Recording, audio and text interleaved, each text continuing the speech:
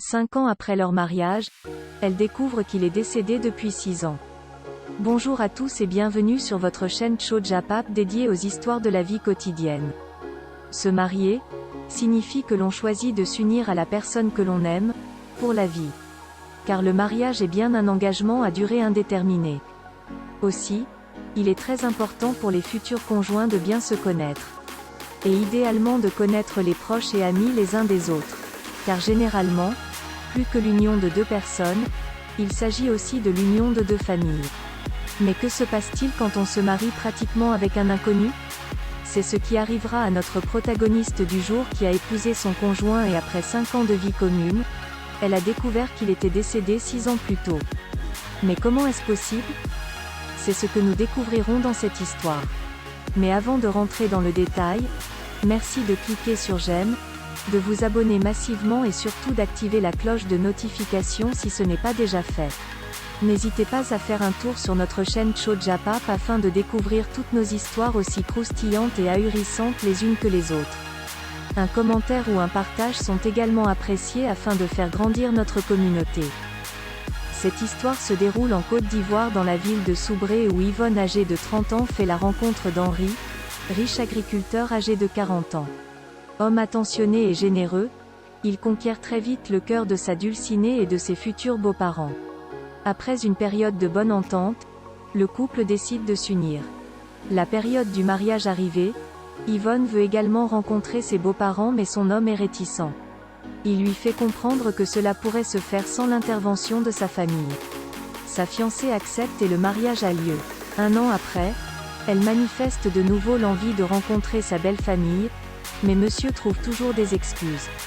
Ce qui finit par agacer l'épouse qui émet de grands doutes. Acculé, l'homme finit par accepter la proposition. Mais le jour indiqué pour aller voir les parents d'Henri, il tombe gravement malade et plusieurs fois de suite chaque fois qu'une visite est programmée. L'épouse finit par conclure que ses beaux-parents étaient sûrement des sorciers et abandonne ce projet de visite pendant 5 ans. Puis Yvonne perd un parent dans la ville de Boisflé où elle doit absolument se rendre. Arrivée dans la localité, grosse surprise, le village où se tiennent les obsèques est celui de son époux. Elle entreprend de rencontrer les parents de son homme. Elle se rend alors chez le chef du village pour avoir des renseignements sur le lieu d'habitation de ses beaux-parents. Elle y est conduite. Une fois sur place, elle va donner les nouvelles et se présenter. Elle parle des 5 années de mariage avec son homme et leurs enfants. Les parents sont tous ébahis par ce qu'ils viennent d'entendre. Elle encore plus par ce qu'elle va entendre. Ils lui font savoir que son cher époux est décédé, il y a 6 années. Il délègue une personne pour aller avec elle à son domicile pour confronter les faits. Une fois sur place, point de mari. Mais sur les photos accrochées au mur, l'oncle de l'époux fait le constat. C'était bel et bien Henri le neveu décédé depuis 6 ans. Mais où est donc passé Henri, ce père si dévoué, ce mari si attentionné? Personne ne pourra le dire.